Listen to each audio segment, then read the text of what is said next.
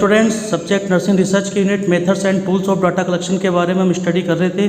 पिछली वीडियो में हमने डाटा के बारे में अंडरस्टैंड किया था, डाटा क्या होता है, उसका इंट्रोडक्शन क्या होता है, डाटा की आवश्यकता हमें क्यों होती है, कौन कौन सी डाटा के सोर्सेज होते हैं और किस प्रकार के डाटा का हम उपयोग में लेते हैं, कितने प्रकार का डाटा होता है, टाइप्स क्या होते हैं इसके, और लेवल्स ऑफ डाटा क्या होता है, और मेथड्स ऑफ डाटा कलेक्शन क्या होते हैं। इनके बारे में हम पिछली वीडियो में स्टडी कर चुके हैं। आज हम जो स्टडी करेंगे वो data collection and tools instruments के बारे में हम स्टडी करेंगे।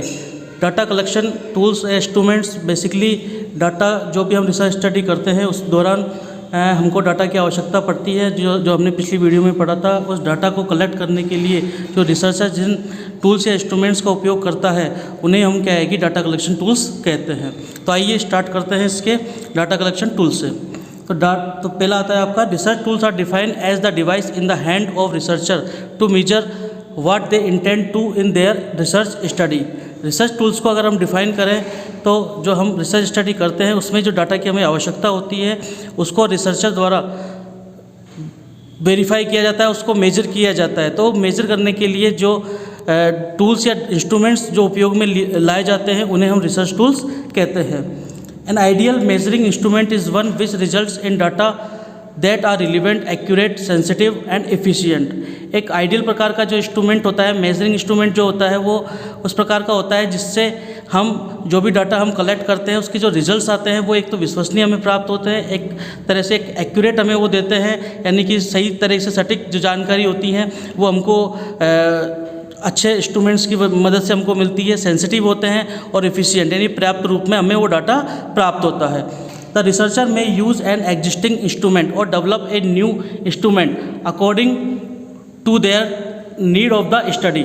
यानी कि जो रिसर्चर जो होता है वो जो पहले से जो विद्यमान इंस्ट्रूमेंट्स हैं उनका भी उपयोग कर सकता है। इसके अलावा यदि उसे स्टडी के दौरान नए टूल्स बनाने की आवश्यकता है, उसके अनुसार जो स्टडी उसने कर रहा है उसमें अगर आवश्यकता है तो वो नए इंस्ट्रूमेंट्स का भी डेवलप करके उसका भी क्या है कि वो यूज कर सकता है। तो आइए इसके टाइप्स के बारे में डिस्कस करते हैं। टाइप्स मेनली 11 टाइप्स का होते हैं ये।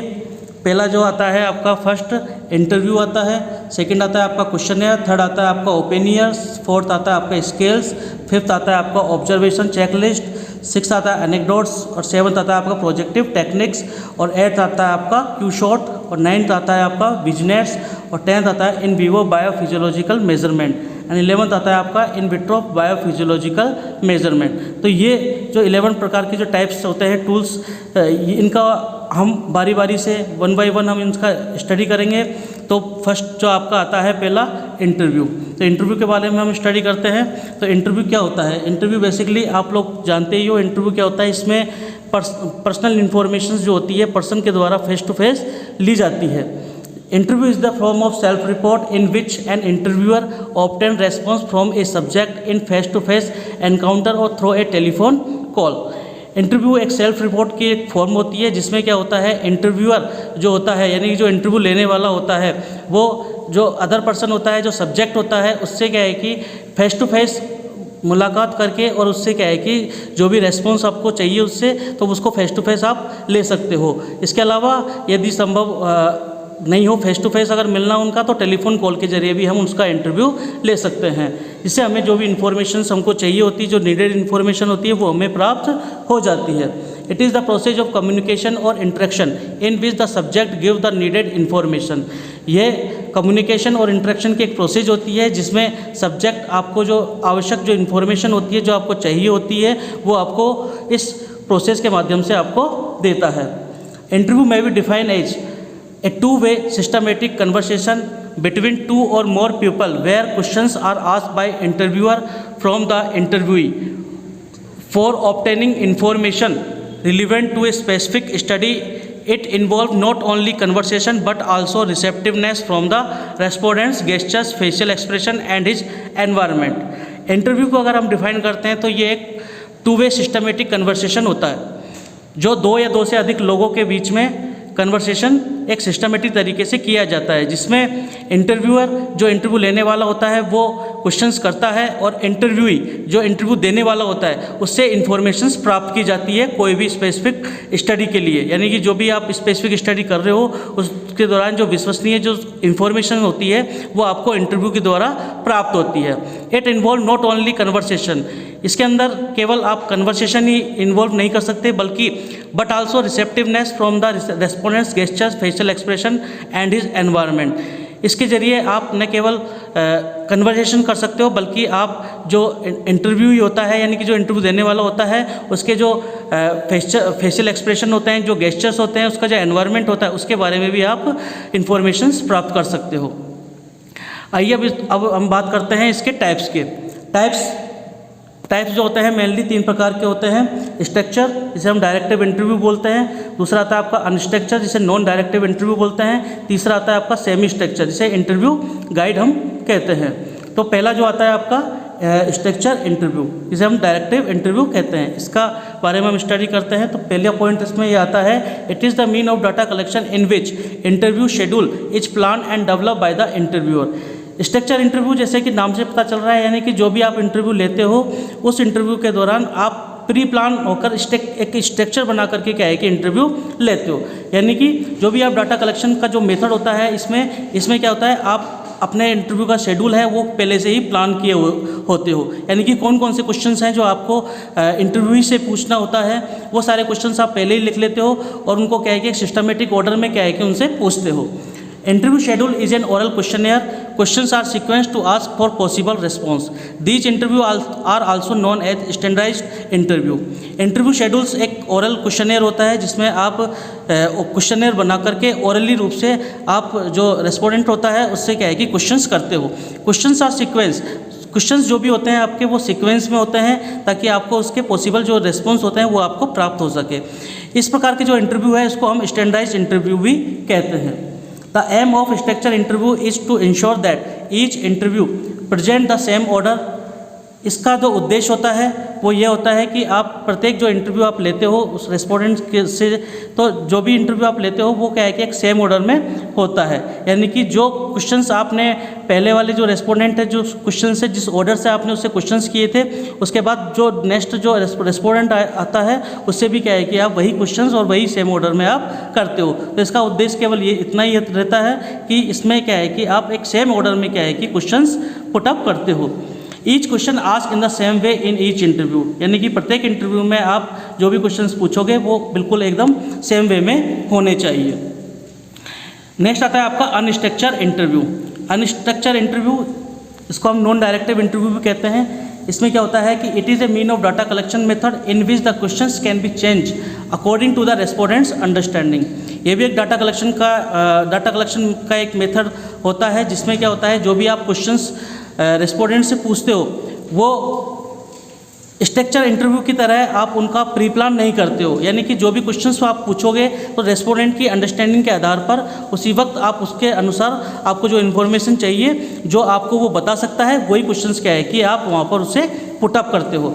इन this method interviewer have a great deal of freedom to direct the course of interview. इस मेथड के अंदर इंटरव्यूअर जो होता है उसके लिए एक ग्रेट डील होती है। इसमें क्या है कि जो इंटरव्यू हम लेते हैं उस दौरान जो इंटरव्यू ही होता है उसको क्या है कि हम एक फ्रीडम देते हैं। यानी कि जो भी क्वेश्चंस आप पूछना चाहते हो उससे जो भी इन्फॉर्मेशन लेना चाहते हो वो आसानी से क्या है कि वो हमको दे सके। The aim of unstructure interview is to explore the information from the respondents. Unstructure interview का जो उद्देश्य होता है वो ये होता है कि ज़्यादा से ज़्यादा इन्फॉर्मेशंस आप रेस्पोंडेंट से निकाल सको, क्योंकि इसमें आप पूरी तरह से रेस्पोंडेंट्स जो होते हैं उसको फ्रीली रूप से आप कोई भी इन्फॉर्मेशंस बताने के लिए आपके एकदम फ्री छोड़ते हो। तो इसलिए क्या है कि ज़्यादा से ज़्यादा इन्फॉर्मेशन हमको यहाँ पर मिलती है। इसके बाद नेक्स्ट आता है आपका सेमी स्ट्रक्चर इंटरव्यू जिसे हम इंटरव्यू गाइड भी कहते हैं। It is a mean of data collection method that fall somewhat in between structure and unstructured type of interview. ये भी एक डाटा कलेक्शन का मेथड होता है जिसमें क्या होता है कि जो अनस्ट्रक्चर इंटरव्यू के दौरान और जो स्ट्रक्चर इंटरव्यू के दौरान जो हमने पहले प्री प्लान किया था और अनस्ट्रक्चर में हमने कोई प्लान नहीं किया था, तो इसके बीच का जो टाइप होता है उसे हम सेमी स्ट्रक्चर इंटरव्यू कहते हैं। It is a flexible mean of data collection method in which interviewer generally ask specific structure question but the interviewer and the respondent are free to divide from the plan.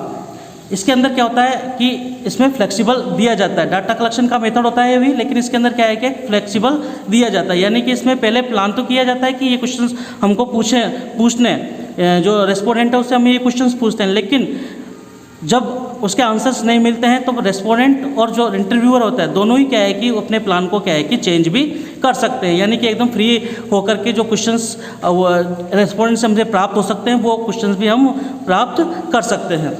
इसके बाद आता है आपका interview guide is a mix of close ended and open ended questions. Interview guide जो semi structure interview होता है उसके अंदर हम दोनों ही प्रकार के जो क्वेश्चंस होते हैं, क्लोज एंडेड और ओपन एंडेड क्वेश्चंस, उनको क्या है कि मिक्स कर देते हैं। अब क्लोज एंडेड क्वेश्चंस क्या होते हैं? क्लोज एंडेड क्वेश्चंस वो होते हैं जो हम पहले से ही प्री प्लान करके तैयार करते हैं, एक सेम ऑर्डर में होते हैं। और ओपन एंडेड क्वेश्चंस वो होते हैं जो हम उसी दौरान क्या है कि कोई भी क्वेश्चंस अकॉर्डिंग टू जो रेस्पोंडेंट होता है उसके अनुसार कोई भी क्वेश्चंस हम उससे पुट अप कर देते हैं जिससे क्या है कि वो आसानी से उसका आंसर दे सके।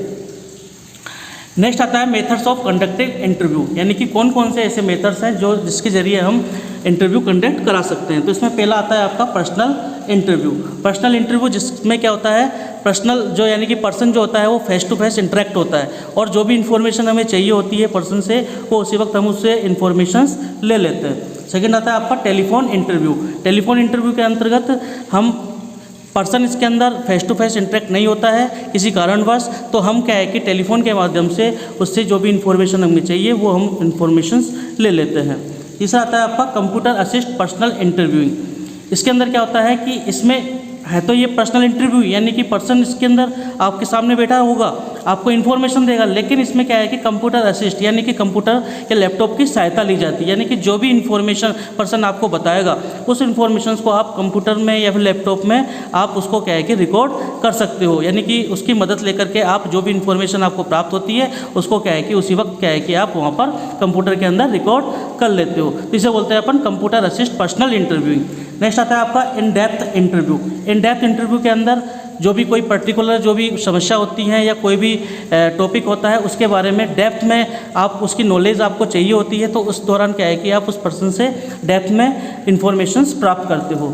नेक्स्ट आता है आपका focus group interview. Focus group interview इसके अंदर क्या होता है कि एक ग्रुप होता है, यानी कि 8 से 10 मेंबर जो होते हैं वो आपस में बैठ करके एक पर्सनल जो भी चीज़ें होती हैं, जो भी प्रॉब्लम्स होती है उसके बारे में डिस्कस करते हैं, उसके बारे में क्या है कि देखते हैं कि सही चीज़ क्या है और उसके बारे में क्या है कि सही तरीके से आप उस पॉइंट के ऊपर फोकस दे करके उसके ऊपर चर्चा करते हैं। नेक्स्ट आता है आपका क्लिनिकल इंटरव्यू। क्लिनिकल इंटरव्यू के दौरान इसमें क्या होता है कि क्लिनिकल से संबंधित जो भी चीज़ें होती है, मोटिवेशंस वगैरह, वो सारी चीज़ें क्या है कि आप क्लिनिकल से रिलेटेड जो भी इंफॉर्मेशंस होती है आप क्लिनिकल इंटरव्यू के माध्यम से प्राप्त कर सकते हो। इसके बाद 7th आता है आपका ऑनलाइन इंटरव्यू। ऑनलाइन इंटरव्यू जो कि आजकल हम देखते हैं कि काफ़ी तरह से ऑनलाइन हो चुका है, तो इसमें ईमेल के माध्यम से या चैट के माध्यम से हम जो भी इन्फॉर्मेशन हमें चाहिए होती है उस पर्सन से डायरेक्टली ऑनलाइन हम बात करके और हम अपने जो रिकॉर्ड होता है उसके अंदर वो चीज़ रिकॉर्ड कर लेते हैं। इसके बाद हम पढ़ते हैं इंटरव्यू प्रोसेस और एडमिनिस्ट्रेशन ऑफ इंटरव्यू शेड्यूल, यानी कि इंटरव्यू की प्रोसेस क्या है और इंटरव्यू शेड्यूल को किस प्रकार से हम एडमिनिस्ट्रेशन कर सकते हैं। तो interview is not a simple task, it goes through certain phase to complete.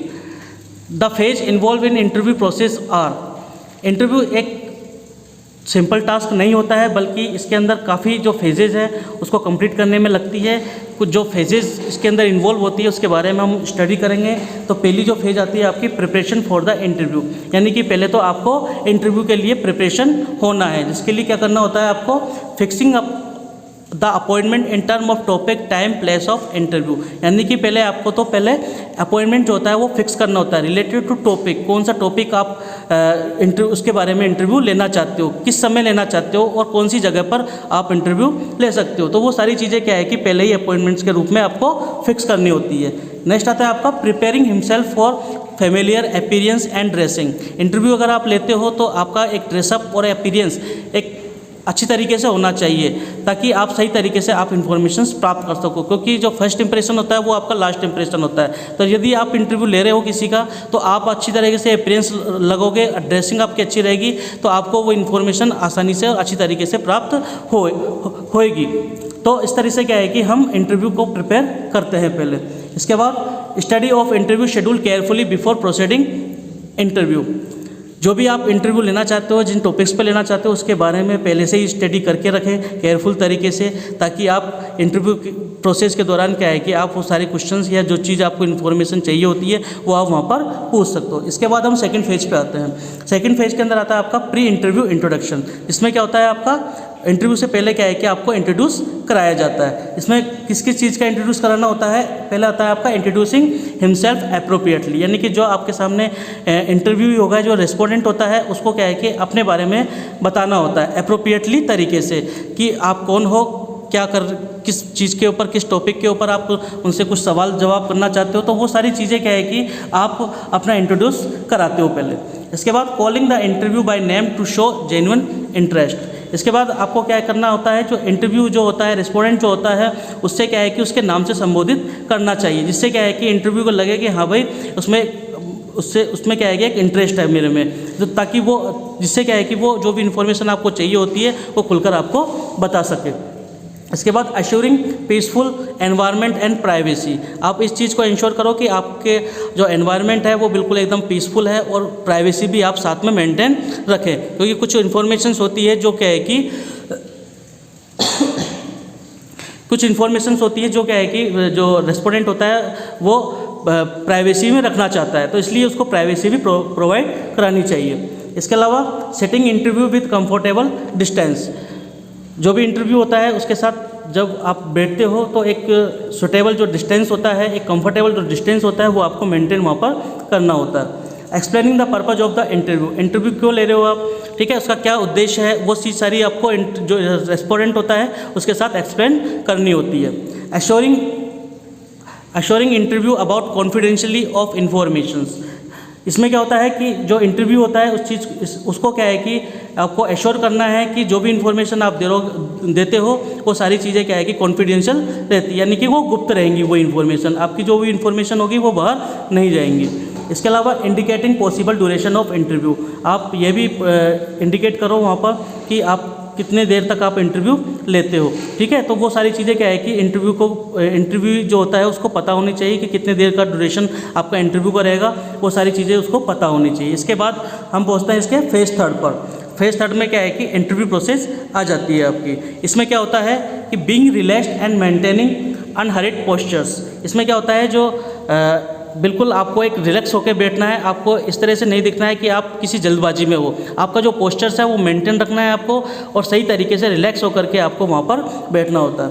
इसके बाद maintaining eye contact with the interview, यानी कि जो रेस्पोंडेंट होता है जिससे आप इंटरव्यू लेना चाहते हो, जिसका इंटरव्यू आप लेना चाहते हो, उससे क्या है कि आपको eye to eye contact maintain रखना होता है। Asking only one question at time. जो भी क्वेश्चन आप पूछे उससे रिगार्डिंग आपकी जो भी इन्फॉर्मेशन आपको चाहिए, तो केवल एक ही बार में एक ही क्वेश्चन आप उससे पुटअप करो, ताकि उसका आंसर वो दे सके सही तरीके से। Repeating questions on respondents demand. यदि रेस्पोंडेंट की डिमांड है, क्वेश्चन समझ में नहीं आया है, अगर वो रिपीट क्वेश्चंस की मांग करता है तो आपको क्या है कि वो रिपीट क्वेश्चंस आपको करना होता है। इसके बाद being interested and attentive to what the interview answers. जो भी आंसर्स इंटरव्यू द्वारा दिए जाते हैं उसको आप अटेंटिव होकर और इंटरेस्टिंग लेकर के क्या है कि उसकी जो भी आंसर्स है उसको आपको सुनना चाहिए। Allowing sufficient time to the interview to answer the questions and talk freely. एक सफिशिएंट टाइम आपको देना चाहिए इंटरव्यू को, ताकि वो जो भी आप क्वेश्चन उससे पूछे उसका क्या है कि एक उसका आंसर दे सके उसका, और आपसे क्या है कि फ्रीली रूप से आपसे बातचीत कर सके। यानी कि आप जो भी क्वेश्चंस पूछते हो, ऐसा नहीं कि आपने क्वेश्चंस पूछा और उसको टाइम नहीं दिया, उसके बाद आपने दूसरा क्वेश्चन पुटअप कर लिया। यानी कि उसको एक सफिशिएंट टाइम दो, दो क्वेश्चनों के बीच में उसको एक सफिशिएंट टाइम दो उसको आंसर देने के लिए। इसके अलावा maintaining natural attitude during the interview. Interview के दौरान आपको अपना एक नेचुरल जो एटीट्यूड होता है उसको मेंटेन करके रखना होता है। इसके बाद हम पहुँचते हैं इसके फोर्थ फेज पर।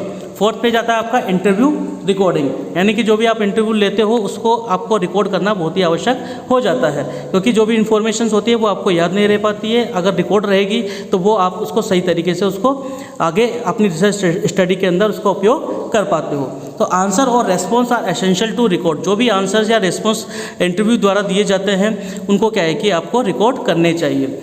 रेस्पॉन्स में भी recorded by means of note taking, tap recorder और शॉर्ट हैंड्स। रिस्पॉन्स जो भी दिए जाते हैं उसको क्या है कि हम नोट टेकिंग के जरिए भी रिकॉर्ड कर सकते हैं, या फिर कोई टैप रिकॉर्डर के जरिए, या फिर किसी शॉर्ट हैंड्स के जरिए भी क्या है कि आप शॉर्ट नोट्स लिख करके क्या है कि उस जो रिस्पॉन्स या आंसर हैं उनको क्या है कि हम रिकॉर्ड कर सकते हैं। इसके बाद लास्ट जो फेज होती है आपकी क्लोजिंग द इंटरव्यू, यानी कि आपकी इंटरव्यू यहाँ पर प्रोसेस आपकी खत्म हो जाती है। इसमें क्या करना होता है, when ever the interview is complete, जब आपका इंटरव्यू कंप्लीट हो जाता है तो it is the essential that interview must feel a sense of happiness by giving interview. तो जो इंटरव्यू देने वाला होता है उसको क्या है कि ये फील महसूस हो कि मैंने सही तरीके से इंटरव्यू दिया है और आसानी से क्या है कि मैं वो इंटरव्यू दे पाया हूँ, इसलिए उसको एक हैप्पीनेस जो है वो उसके चेहरे पर नज़र आनी चाहिए। तो interview must say thanks and good by two interview with a friendly smile. एक फ्रेंडली स्माइल के साथ जो इंटरव्यू होता है उसको क्या है कि आप थैंक्स या गुड बाय कह करके संबोधित कर सकते हो। इससे क्या है कि एक इफेक्टिव लगता है, एक तरीके से सही तरीके से एक आप इंटरव्यू लेने वाले हो जाते हो। ठीक है, तो ये 5 जो होती है फेजेस, इनके जरिए आपकी जो इंटरव्यू प्रोसेस है वो कंप्लीट होती है। इसके बाद जो एक फ्लो चार्ट होता है इंटरव्यू प्रोसेस का, जो मैंने अभी आपको फेजेस बताई थी उसके अकॉर्डिंग ये जो आपको बनाते हो, तो ये आप फ्लो चार्ट आप बना देते हो तो ये बहुत ज़्यादा इफेक्टिव रहता है। यदि आपके पेपर में आ जाता है तो यदि आप फ्लो चार्ट बना करके इसको प्रेजेंट करते हो तो वो बहुत ज़्यादा इफेक्टिव रहता है और इसमें अच्छे नंबर आपके आने के चांसेस रहते हैं। ठीक है, थैंक यू।